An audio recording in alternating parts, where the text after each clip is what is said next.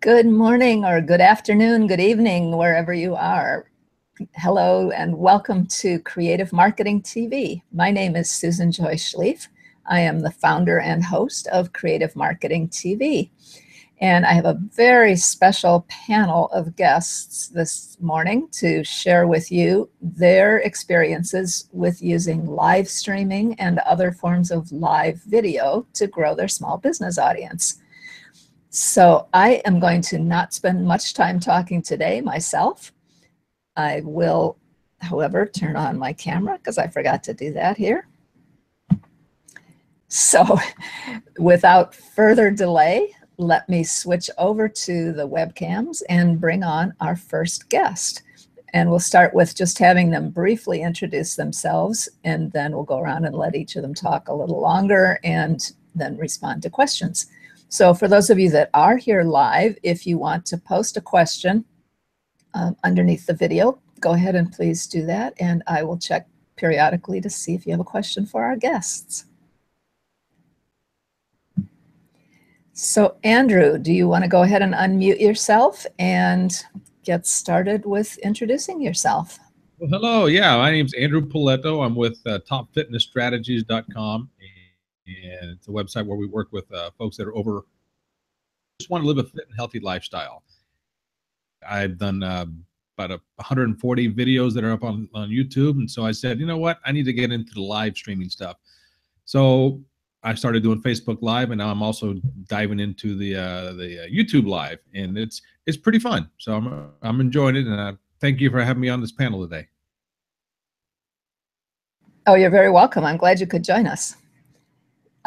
Anna Scheller is next. Anna, Andrew, go ahead and mute yourself, and then Anna can unmute. Hi, I'm Anna Scheller, and Susan, thank you for inviting me to be part of this panel. I am a podcast host as well as a radio show host. So I host a podcast, Black Belt Selling, with my daughter, Stephanie. And I also have my own radio show, Sales Mastery. Then I got started into podcasting, and it's all Rick Cooper's fault. So I have him to blame for my endeavors in this. But I've really enjoyed it, and I've actually been able to cultivate relationships that have led to sales as a result of live streaming. So I'm very passionate about live streaming, and I can't wait to share and see what other people are doing with the platform.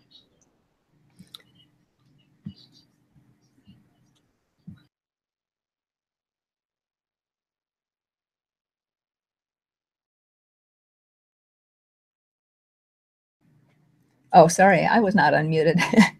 Thank you, Anna. I clicked the button wrong. Thanks. I'm glad to have you here again today. And Joan Kent is next. Do you want to unmute yourself, Joan? Okay, I'm Dr. Joan Kent, and I use food to change brain chemistry and hormones so I can help clients flip their moods, reverse metabolic conditions such as diabetes and high blood pressure, and transform their health. I've even helped a client reverse autism. That was exciting. I specialize in sugar addiction. Helping people conquer sugar addiction is what I've learned to make easy for them. I've done that with many clients. And my business is foodaddictionsolutions.com.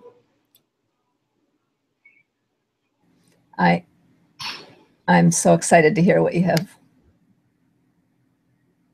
Okay, this is my mute is going slowly, apparently. Anyway, thank you, Joan. I'm really excited to hear more about what you're doing with your videos and what you're doing with your work. So Rick Cooper is up next. Rick, go ahead and unmute. Hi, Susan. Rick Cooper here from Social Media Outcomes. I specialize in working with public speakers. I help them to attract their ideal clients online and increase their income. And I'm excited to be with you today. I've done dozens of videos up on YouTube, and I really got into Periscope live streaming back about 2 years ago, and set a goal to do 100 scopes in 100 days and accomplished that. So hopefully I'll have a chance to talk a little bit about how I did that and how others can benefit from the knowledge of how to do that. That's an ambitious goal. I'd love to hear how you managed to do that. Yes. Welcome, Rick. Thanks. And then Tim Maudlin. Hi, Susan. My name is Tim Maudlin. I'm with DoMoreWithVideos.com and DoWhatYouCanNow.com. The novice among the group here today was as far as live videos go. I've been specializing more in whiteboard videos, that type of thing. But I'm the reluctant one as far as live videos, and so we'll talk about some of the challenges that being hesitant to be in front of cameras presents. And so, but I'm happy to talk about it today. Great, thanks, Tim. And I know you're reluctant about it, but you also have been doing it too, which is the important thing. So, yeah. All right. Well, thank you all for being here. And I see we do have some viewers coming on board. So thank you for joining us today. If you want to leave a comment in the chat window on the live Hangout page, please do that. Let us know where you're watching from and if you have any questions for our panelists. All right. So if it's all right with you, let's just go around in the same order again. And this time I'll give you 3 to 5 minutes to talk about what you're doing with video particularly, but you can talk a little bit about your business as well, just to let people know what you're up to. Andrew, you ready to go? Sure, no problem. Things that I'm up to video-wise, I just find it's more engaging when you start doing live videos. Like I said, I was doing I guess pre-recorded videos, for lack of a better term, and I have them up on YouTube and other video platforms. In the last year or so, Facebook Live started doing videos, for once again, lack of a better term. And so I started doing stuff on that, and little by little, trying to figure out how it works, because I'm just used to pressing a button and being in front of the camera. And so when you're behind the scenes, so to speak, and in front of the camera at the same time with Facebook Live, there's a lot of buttons you have to press, a lot of things you have to click on and stuff like that. But after you get to a little more comfortable with it, it becomes easier, and it becomes fun, because now you're comfortable with doing that, and so you can engage with the audience who are trying to contact you at the same time. Because at first, at least for me, it was overwhelming. Once again, I thought I had to be perfect on air and have the pretty smile and keep looking at the camera. But I couldn't look at the camera and look at my keyboard and read the comments at the same time. But then I realized, that's just natural. So whoever that you have to constantly look at the camera and not do anything else, that's not live video. Because live video, you are going to make mistakes. And once you realize you accept that, it's fine when you don't look at the camera all the time and do what you need to do as being the host and the presenter and the producer and the director and that sort. But coming from the world I was in before, video-wise, with once again, press a button and do your stuff, and if it didn't come out right, you delete it and do it again. And anybody that follows me knows me, I don't like to delete things. So even when I was doing a pre-recorded video, if I messed up, I just left it on there and went with it, because once again, it's just my personality, and I enjoyed it better that way. And now I'm going to be diving into the part of what I do, the top fitness strategies with the videos. It's like to see me in workout gear, but hey, what the heck? It's part of life, and it's part of what I do, so it's fun. Let me ask you a question, Andrew. Oops, sorry. We got some echo there all of a sudden. So what kinds of videos are you doing now mostly? Are you talking about workout or health details? Are you giving tips? Or I do more of a tips thing. And once again, coming from the pre-recorded era, if you want to look at it that way, that I did 3-minute videos at the most that I was doing, and I try to do daily tips or what was on my mind, or talk about a myth, a fitness type myth, or a health related type myth.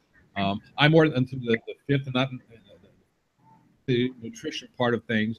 Other people on the panel are more experts on that than I am, so I didn't dive into that. But the tips were fun. A question and answer type thing I was doing was fun. People asked me questions through email, and so I'd present that in a video monologue, if you will. Now with the live video, it would be a lot more engaging and more fun that way. I'm sorry, you broke up there a little bit. With the live video, you're doing what? It'll be more engaging and a lot more fun that way. Mm-hmm. And so do you have people watching live and asking you questions and interacting while you're doing it? Yeah, at first I wasn't, but the more I was doing it, yeah, the more and more people came on. And at first, the funny part was people were just jumping on to say, hi, how you doing? I see you, Andrew, and things of that sort. Cool, but it was distracting.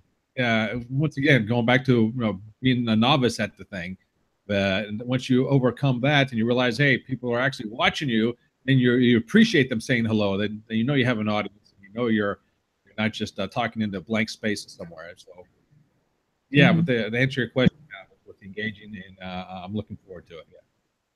Good. All right.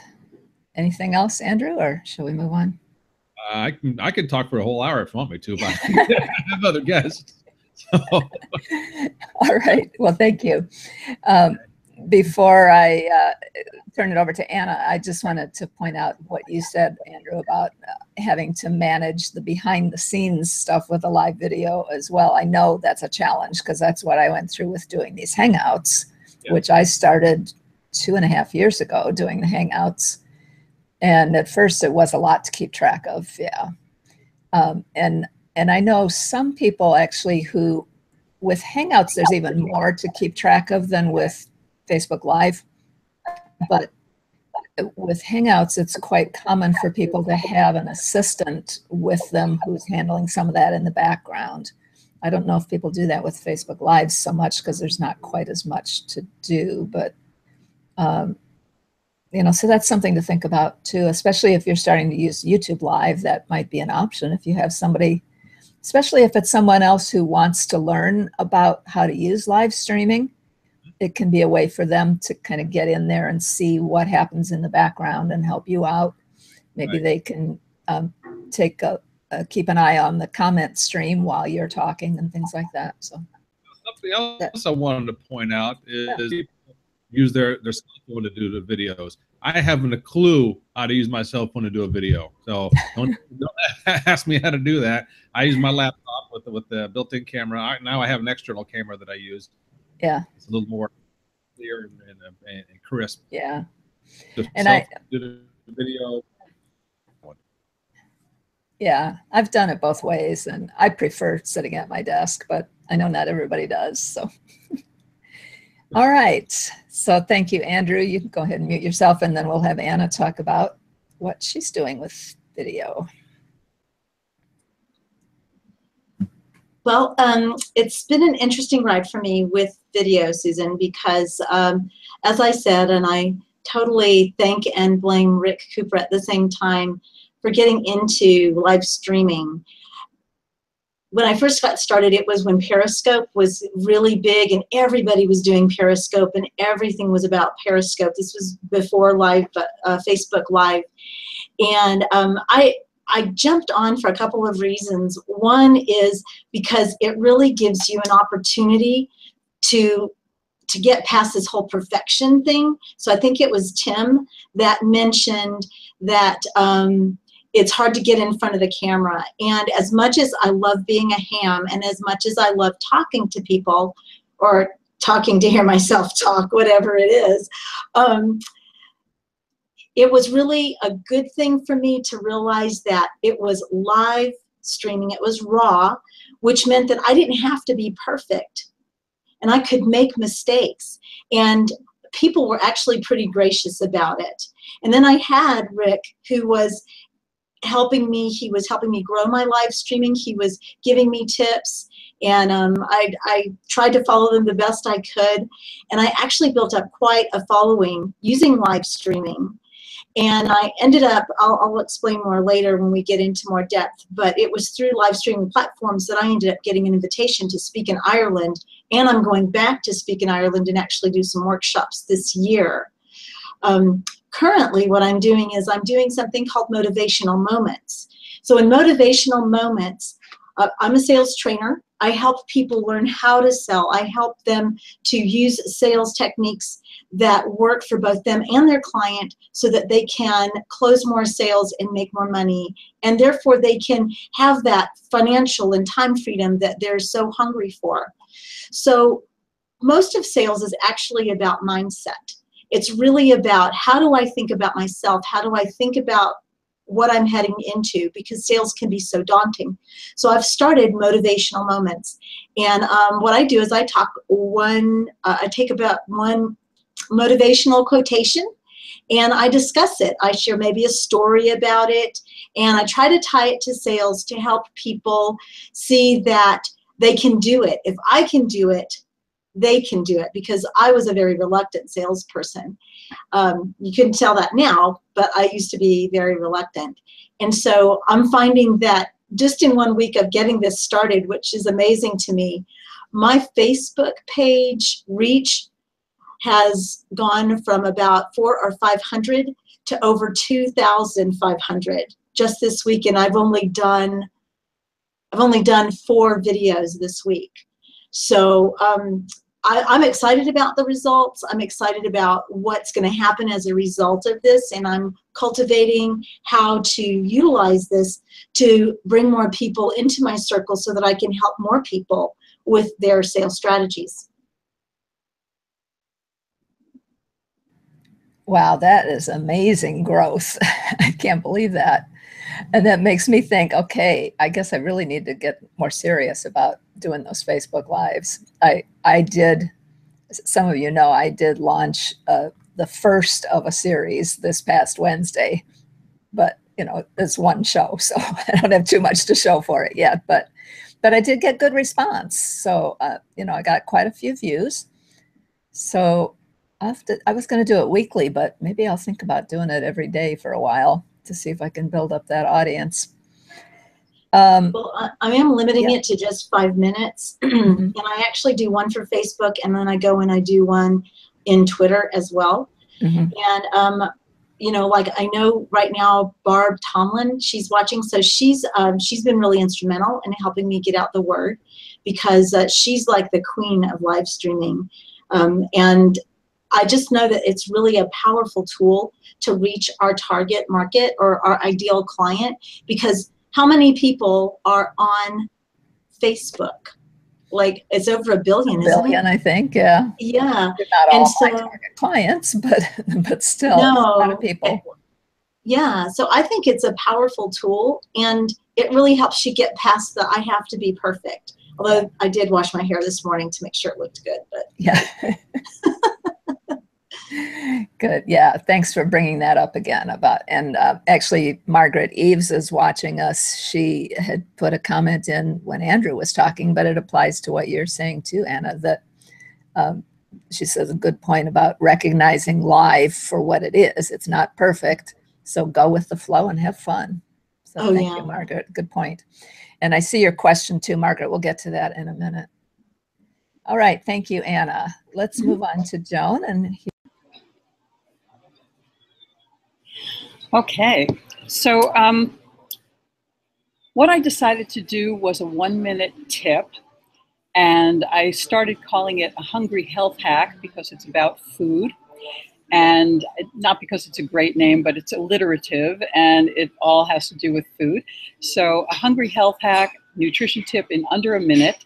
And I've been covering a wide variety of subjects, from not going shopping until you've had some protein first, to how to get rid of cravings instantly. And so that's a great thing. The perfectionism thing, I absolutely had to let completely go. I do this usually at 5:30 or 6 in the morning. That's when I'm at the gym. You can imagine what I look like. Well, you can see what I look like. All you have to do is check out the videos, and you can see what I look like at 5:30 in the morning. But I've been having fun with it, and the first few were, I think, abominable, but I got some tips about maybe where to hold the camera and things of that sort, and that helped. And now I just come up with a topic that I think would be of interest, and I just share it, and that's what I do. So I don't really need a full 5 minutes to discuss this. That's pretty much what I am doing, and I am having fun. So. Good. I'm glad you're having fun. Let me just ask you a couple questions. You're doing it with your phone, right? Not with your computer? Yes, I am. Yeah. So can you just briefly tell Andrew how that works? I don't know what kind of phone Andrew has. I have an iPhone. When I had an Android, I couldn't figure it out to save my life, but that's me. I think we all know that I am not the technological wizard that some people on this panel are. So I think it's ironic that you're asking me for tech tips. But Andrew, I can talk to you privately where other people will listen and hear me fumble around as I try to explain. Or you can actually ask Tim to explain this to Andrew, because I think he would be much better at doing that. So I'm just going to defer right now. Okay. Even you, Susan, could explain it to Andrew a heck of a lot better than I could. Yeah, I was just teasing. I mean, Andrew does not need to use his phone to do videos. Obviously, he does fine with them from his computer. But since you are using your phone, I figured you could explain. So you don't use a selfie stick or selfie stand or anything. You're just holding the phone and. No, I've been trying to hold it as far away from me as I can and a little bit higher than my actual face level. That's one of the suggestions I got. So a little bit up in the air. And then, you know, if it doesn't come out right, well, it's not live.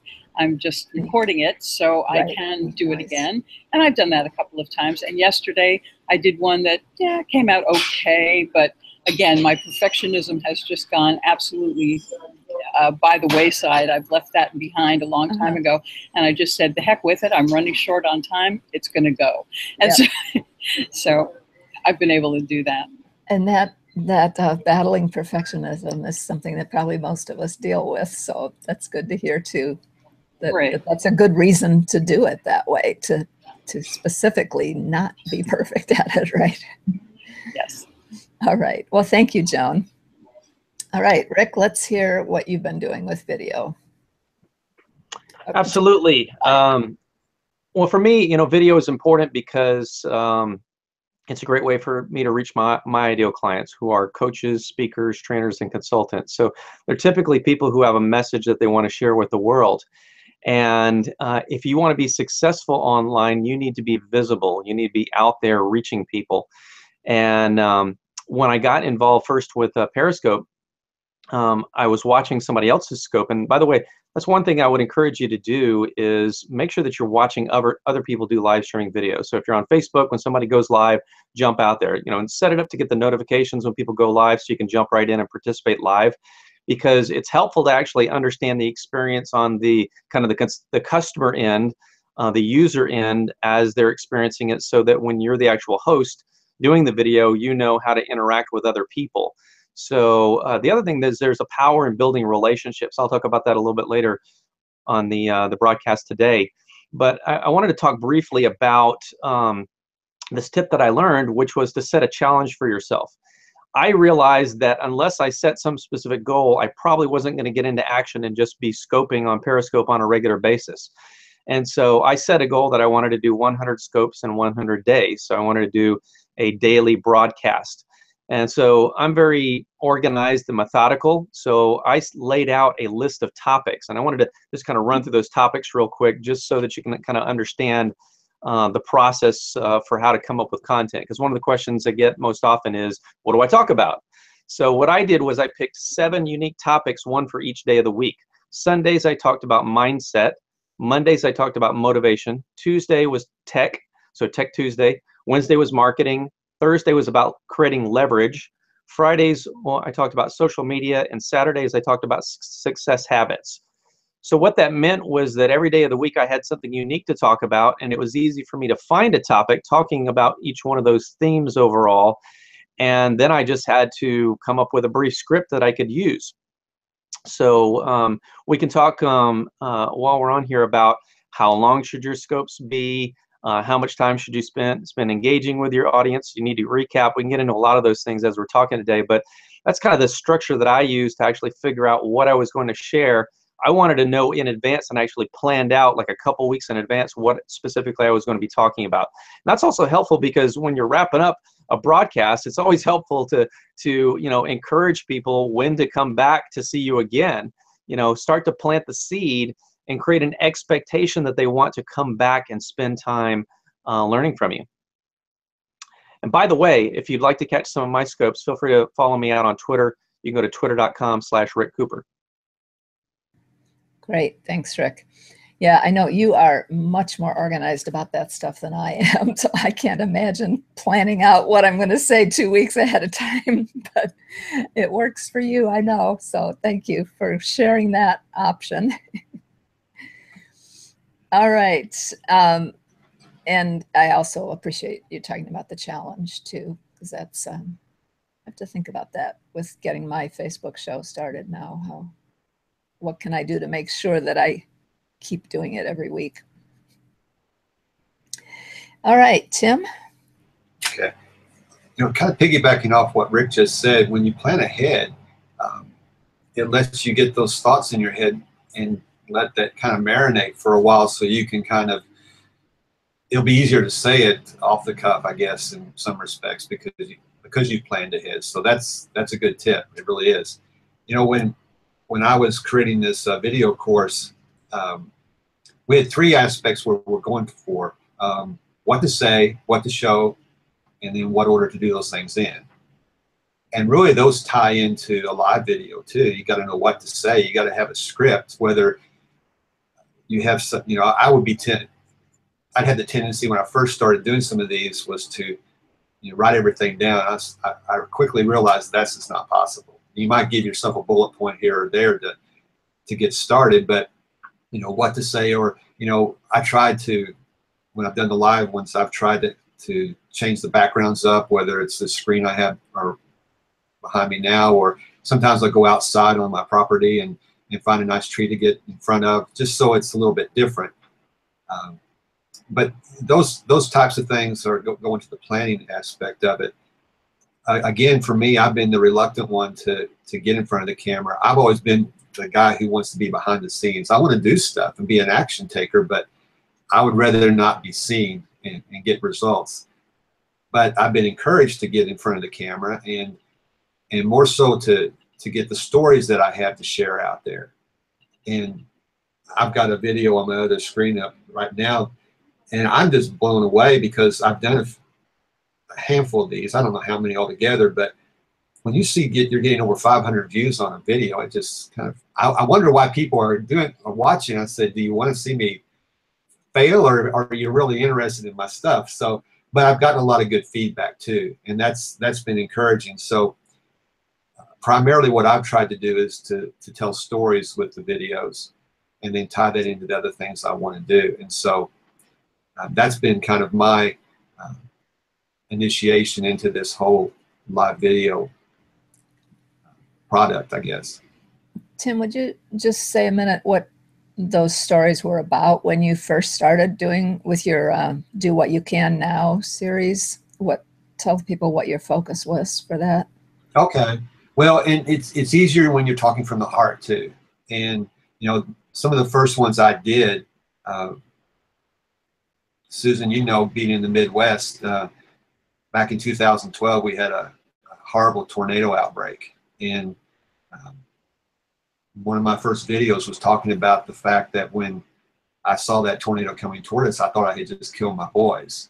And telling that story on camera, that got people who had been aware of the situation, or even folks who weren't aware, when they heard what I was saying, that hooked them.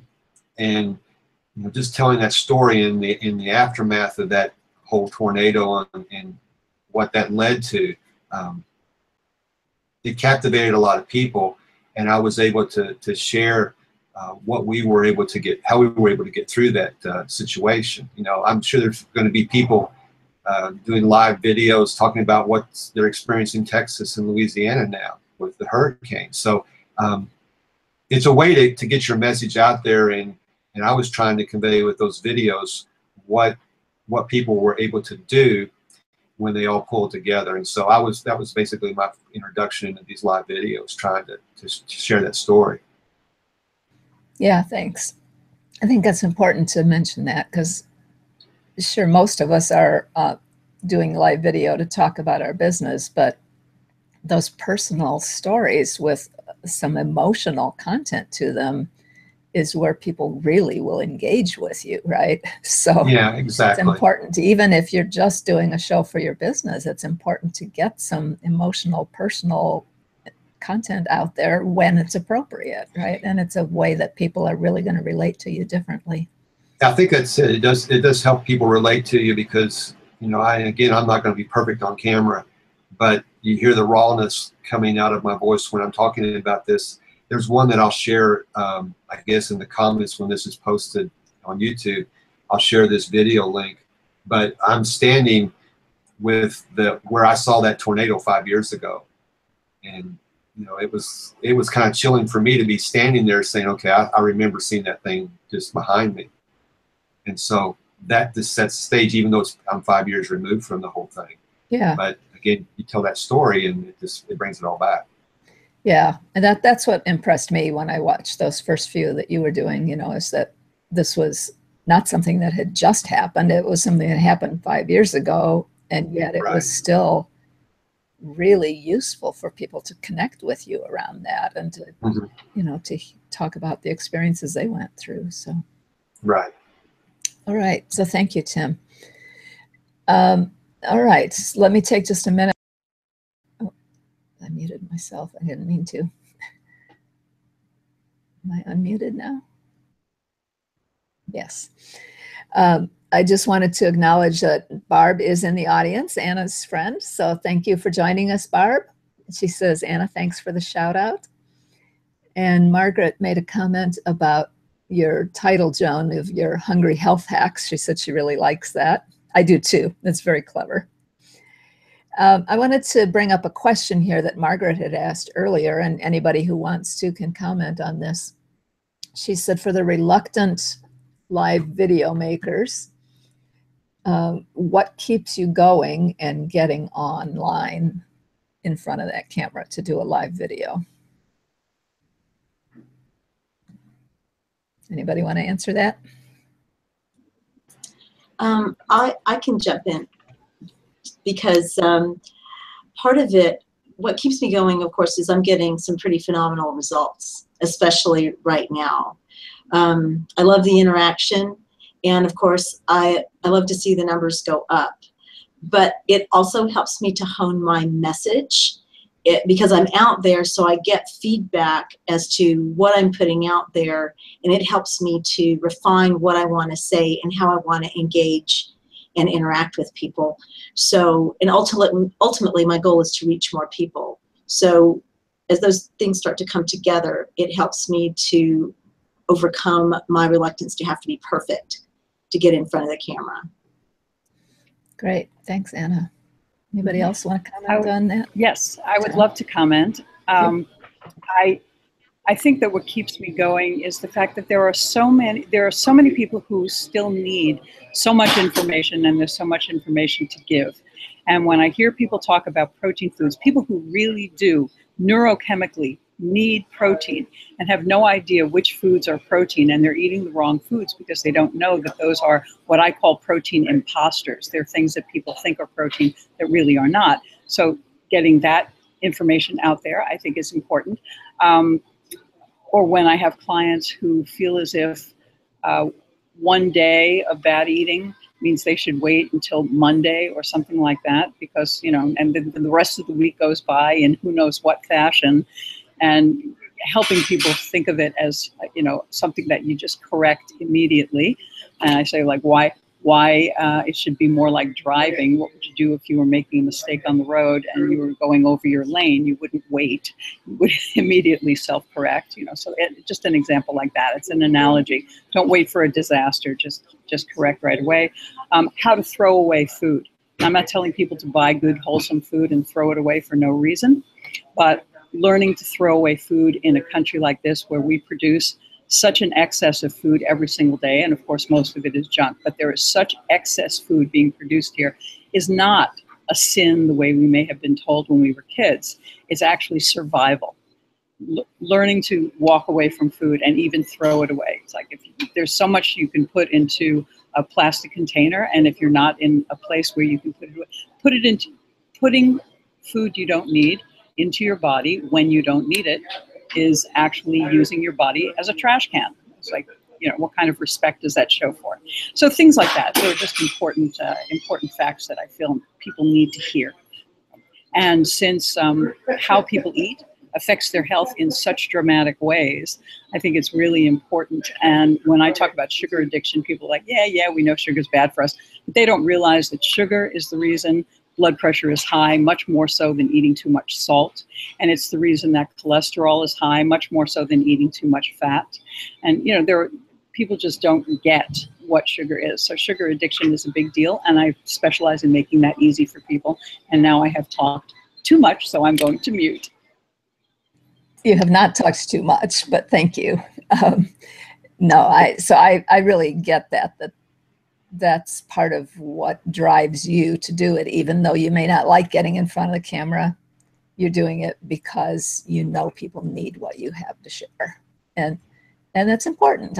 That's part of it for me as well, even though my message probably isn't as life-shattering as yours is, but I do, it's why I started doing this video hangout series, even though I don't necessarily just talk about video and presentations on here, but I'm talking every week, every month. We have an episode that's about how to do more creative marketing for small business owners. So I understand that, that you're driven to get the information out there for people who need it.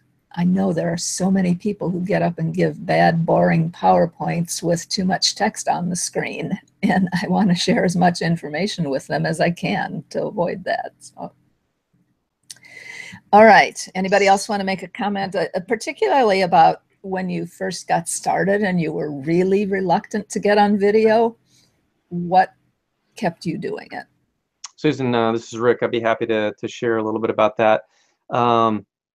I think when I first got in to Periscope, I jumped in and started watching other people, and each scope that I watched, I kind of felt like I needed to go out and start my own, but also I kind of felt the reluctance, like, okay, well, I don't know exactly how this is going to work. I don't know how the live streaming is going to work, and just having kind of a fear that if I'm out there, I might fall on my face or not know what to do or have a technical challenge. And so the challenge that I took or put upon myself helped me to get into action to actually start doing that. There was another time that I felt reluctance. Last year, my father passed away. And when he passed away, I didn't realize like how much that would actually affect me emotionally and in terms of grief. And I didn't really want to be on camera for a long time at all. And I'm just really kind of starting to get back into it now. But, it's amazing how much, family, your personal environment, things that are going on can affect you, because, when you're on camera, especially when you're live streaming, you're an open book, at least for most people. Whatever you're feeling is going to show on your face. And you have to be in the right mindset, I think, to be able to do it and then kind of hold everything together. Now, obviously, people who are really skilled at it, public speakers and others, they can just kind of turn things on and turn things off. But I think for a lot of people who are, getting into it, they're not going to have that same kind of orientation to just be able to control their emotions and then come across, in a certain way. So I think, being able to practice. If you're recording videos in advance, that kind of makes it easier. In fact, if you're recording videos and you mess up, you can always do it again. On live stream, you don't really have that chance. You just have to keep rolling with it. So I think that there's a certain comfort level that you have to get. As Anna mentioned, you just have to let go of perfectionism and just roll with it. And if it's really not going well, if you really don't want to be there, then wrap it up early and get off. So there's nothing that says you have to stay on for as long as you decided to be on. If you're just not feeling it, then let it go, wrap it up, and then come back on another time or another day. Well, thank you, Rick. That's an important point you raised. And I know you've been kind of pulled back from a number of things this last year. It's been difficult for you. So, you certainly are entitled to take a break from whatever you need to not do at the moment. That's true for everybody. I know one of my Hangout mentors had taken a break last spring when she was going through some surgery, and she does a weekly show, and she's always very diligent about it, but she took 3 months off because she just needed the time to rest and recover. So All right. Anybody else on that topic before we move on? Yeah, I'll tell. I started off being the reluctant one, and so I guess I'll share some of the things that have happened to me. You know, one thing I discovered when I was telling stories is that I would get messages from friends that said they needed to hear that particular message that day, and that was encouraging. A year ago, I had a friend who had ALS, and I shot a live video with him because we were doing some T-shirts for his charity event, and he couldn't move his hands anymore. He was that far advanced in the disease, but the guy could fix anything, as I like to say. He could fix anything except he couldn't fix ALS. But I had a piece of equipment that went down, and I took it over to his house and I said, "Tell me what to do. Use my hands and your know-how and help me fix this." And we did. And so I shot a quick video, and I wanted him to feel useful before the event because he was and always has been, and he was an encouragement as to how he dealt with that disease. He passed a couple weeks ago, and the day of the funeral, I looked that video up and I reposted it, and his wife said she needed to hear that because when he passed, he couldn't speak anymore. And back when we shot that video, he was able to say thank you.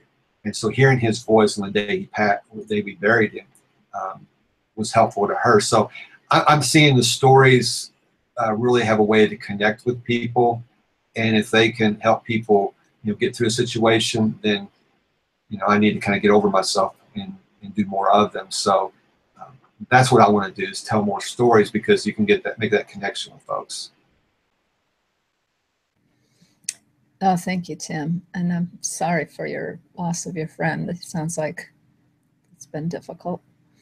And wonderful too that you could share that video from when he was not quite so sick. All right. Well, I think we have another question here. Let me see. We'll change the topic a little. Okay. Can I jump in and answer? Yes, sure, Andrew. Sorry. Okay. Everyone has such inspiring stories and everything else. I mean, I truly feel that every one of us on this panel, and including you, Susan, to grow our business, of course. And everyone has a mindset that they like to help people grow in whatever field that they're working in. And beyond that, I'm doing it because I like to be in front of the camera. I mean, it's just simple as that. And I know it's maybe kind of vain or whatever. I started doing karaoke several years ago, and petrified to get up in front of an audience, especially to sing. When I couldn't sing, and I got up in front of somebody. There was nobody in the place, which was great. And so I put my name down to do it again. And by the time my name came back up, the place was packed. And you talk about sweating profusely and singing what I can't do, but that got me prepared to be in front of the camera now. So anytime there's a camera, I don't mind being in front of it. So when you say, why do you do it? Well, of course, to grow your business, and two, to get more followers. But to me, I just like being in front of the camera, and it's just a different world when you can do it live and not edit it out, if that makes sense. That's so funny. I would not have thought of you as being the kind of person that would like to be on camera. But you also raised a good point there. Doing karaoke would be a good way to kind of break through that resistance, maybe, for some people. Go try it sometime. All right. I see we have another question here from Margaret. She says, what are some ways that you encourage feedback for your videos?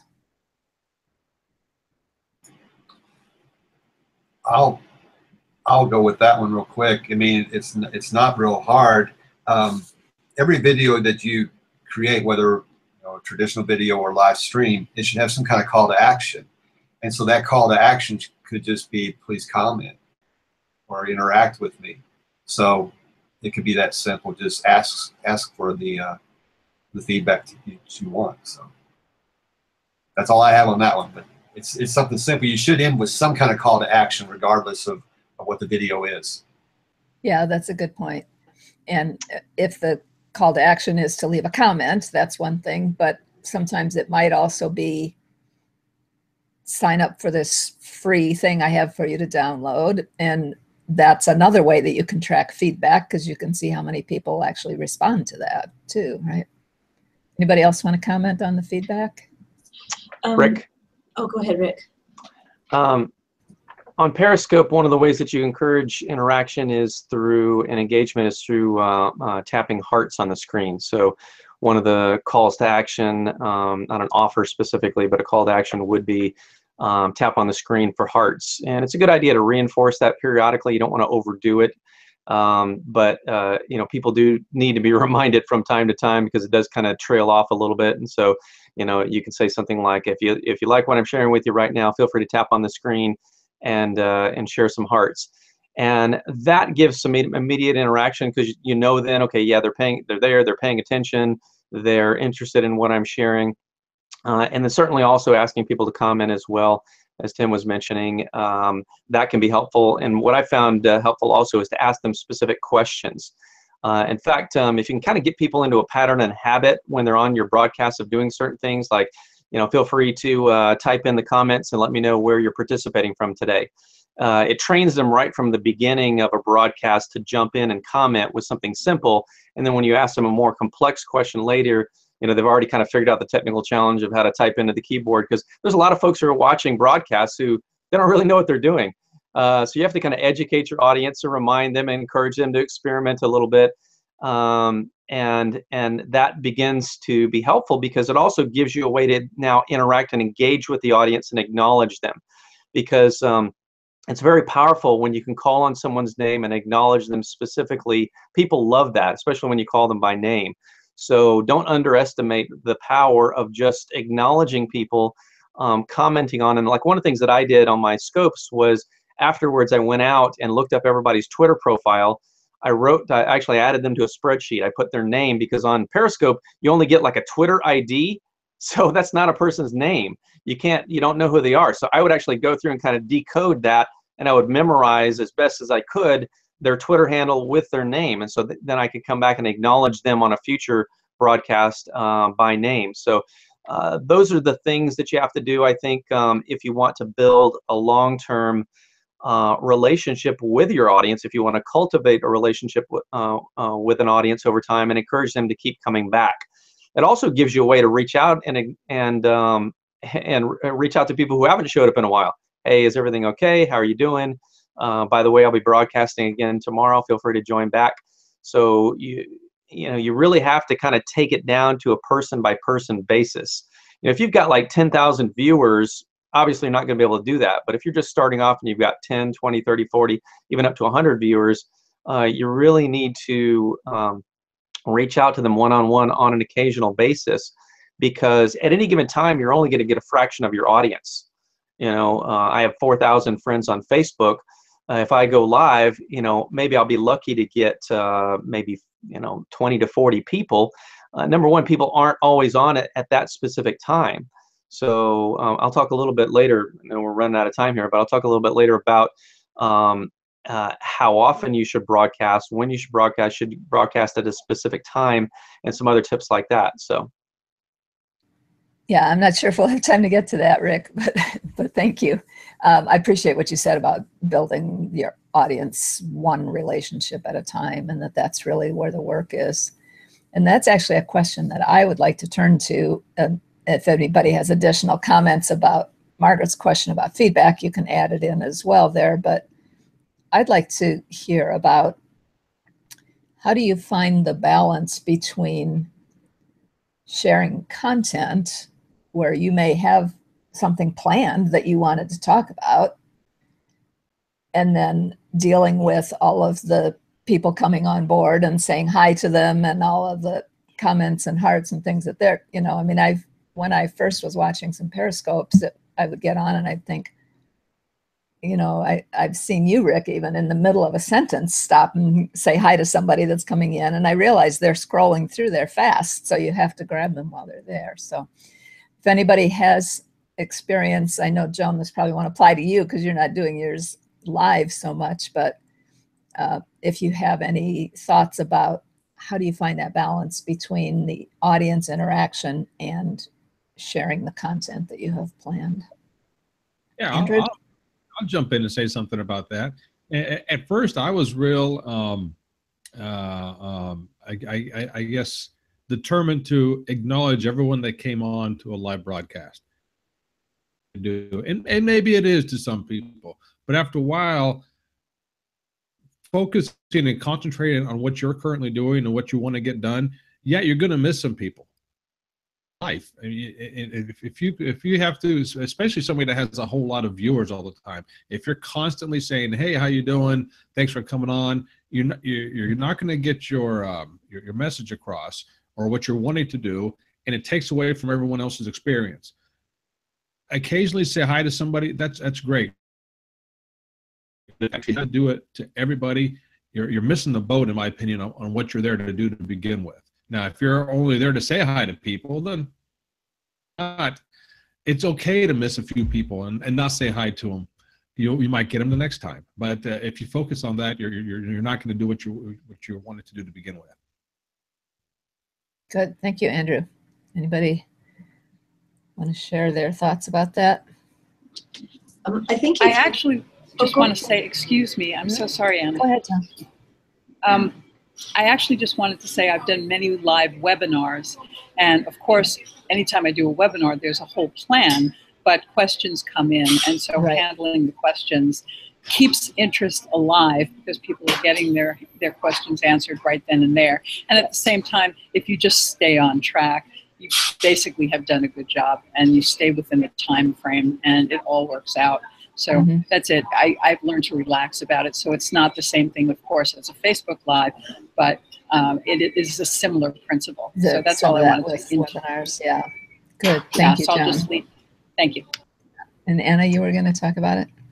I was just going to say, if you have planned content, which I do, what you can do is kind of divide your content up a little bit so that you have space in there in order to deal with the questions and say hello to people, because you want to get through your thought without getting too interrupted so that everybody can enjoy and hear what you have to say.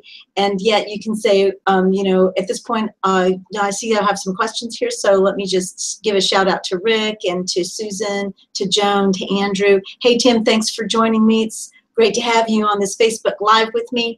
I'll be getting back to my material here in just a second. In the meantime, boy, you know what, if you could just hit the like button, make a comment, tell me where you're coming from, you know, so you create those spaces in your content to acknowledge people and reinforce, because really you have three places or several places, but there's, at the beginning, you want to grab their attention, and then you want to welcome your live viewers and your replay viewers.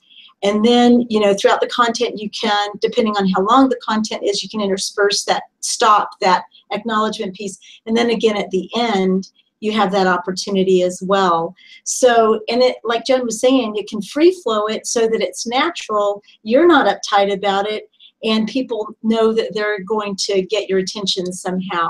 So that's just my 3 cents worth. Great. Thank you, Anna. Susan, I got just quickly, Rick, because I have to start wrapping up then, but go ahead. Sure, no problem. On Periscope, one of the things that you'll find is that people tend to jump around from scope to scope, I think more so than Facebook Live.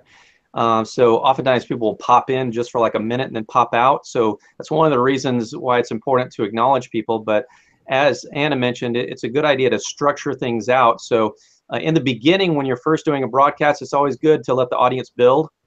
So don't get into your main topic for at least like a minute or two. Obviously, you want to talk, you want to acknowledge people, maybe you know, plant a seed about what's coming up in the broadcast. And it's also a good idea maybe midway through to do like a recap of what you've already covered, because for the people who joined in, they're coming in midstream, they're kind of, you know, confused. So if you see that there's a whole bunch of people who just joined in, go ahead and do a quick recap. I like that. And then get back on topic. I like that. Thanks. And that's certainly something I'm going to have to think about with mine too. All right, we have just a couple minutes left here in our show, so I'd like to give you each a minute to go through and tell people again what your business is, any place that you'd like to send them to see your videos or go to your web page or wherever you would like to send them to connect with you. And then I'll just remind our audience and let you know as well, once we end the broadcast, you can also put that in a comment underneath the video so people can actually click through to wherever you want to send them. So Tim, why don't we start with you and we'll go in the other order this time. Okay. Well, thanks again for having me. And I've learned some good tips with this session today, so that's been really good. And I hope everyone else has too. I've been working on my first product actually is domorewithvideos.com. My primary website is dowhatyoucannow.com, so I would invite folks to go there and check that out. I have a Facebook group where you can see some of my live videos that I've done, and that's Do What You Can Now on Facebook. And if you ask to join that group, I'll approve you, and you can be part of my community. But I'd like to invite everyone to check it out and see, because I'm trying to encourage people to do what they can where they are with what they have, and it covers a lot of different things. So I appreciate you having me on today. Great, thank you, Tim. Rick? Yes, my name is Rick Cooper again. My company is Social Media Outcomes. I am a speaker, a coach, a trainer, and also provide done-for-you services for clients. I build websites, implement lead capture pages, and other online marketing strategies. I have a free offer on 10 ways to monetize social media. If you'd like to get access to that, you can go to socialmediaoutcomes.com/monetize-social. You can also find that link out on my website at socialmediaoutcomes.com. Follow me on Twitter, twitter.com/Rick Cooper. Follow me on Facebook at facebook.com/socialmediaoutcomes. And I look forward to connecting with you in the future. Great. Thank you so much for being here, Rick. Joan?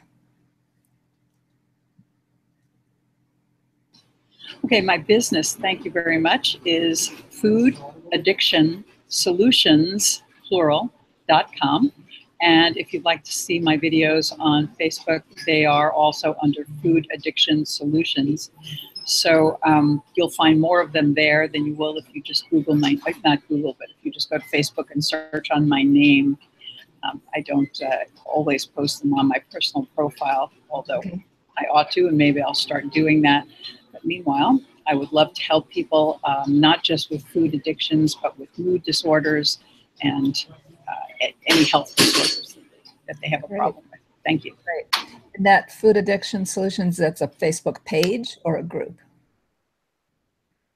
Is it a page, John? Yeah. Oh, yes, it's not. I don't have a Facebook group. I have a page. Yes, thank you. Okay. All right. Thanks. Anna, you're next. Again, I'm Anna Scheller, and I am the executive producer of a podcast, Black Belt Selling, as well as a radio show, Sales Mastery. But I also do business coaching as well as sales training. And you can follow me on my Facebook page at Anna for Your Success. That's Anna with 2 N's, the number 4, Your Success. You can hang out with me there, and also, make a comment in the post, one of the posts there, and I will send you 10 ways to close more sales. That's my free offer to people, and I would love to connect with you, be able to help you grow your business by closing more sales. Thank you. Thank you, Anna. And Andrew, wrap us up. All right. Yes. My name is Andrew Puletto. I'm with topfitnessstrategies.com. You can look, it's actually TFS Fitness. So check us out over there. One of the things that I have is I call it the 4 Pillars of Fitness, and it's a 4-video course. It's not really a course, it's you sit and watch it. So it's available on the website, topfitnessstrategies.com/fit, FIT. And also I do a weekly email Q&A where I answer questions that people send in to me. And I do it in my own flair, my own way. It's topfitnessstrategies.com/45, the number 45. But feel free to come over and say hi to me. Check it out. Of course, all the social media, the Twitter, the Facebook, and all that good stuff. So come on over, say hi, and looking forward to seeing everybody. Thanks, Joan. Thanks, Susan. Thanks everybody else there too. All right, thank you, Andrew. And the 45 is because it's fitness strategies for people over 45, right? Which is, I think, everybody on this panel and probably a lot of our audience as well. So great. Well, thank you so much, all of you, for participating. I learned a lot as well, and I hope you enjoyed meeting each other and hearing from each other as well. And thank you to our audience, Barb and Margaret especially, for your comments and questions. And we will ask each of our participants to also go and leave a comment under the video. So if they have links for you to click through, you can do that from there once the recording is posted. And I just want to mention that I have a guest coming up next month for my interview. And I just drew a blank on what his name is. Oh, Gord Isman. He is someone who's been exploring YouTube as well as Facebook videos, kind of like what I have done. So we've been sort of sharing tips with each other. So I've invited Gord to come on later in September for an interview to talk about the differences that he's finding between YouTube and Facebook. And then I think it's September 9th. I don't have my new calendar up here yet. The second Saturday in September, I will be doing my training show on this series where I'll be talking about different video tips. So if you aren't already subscribed to my channel, please do that so that you'll get notifications. And I do have several YouTube channels. The one we're on right now is Creative Marketing TV, and then I also have one under my name. So thank you again, everybody, for being here. And this is Susan Joy Schlief signing off for Creative Marketing TV.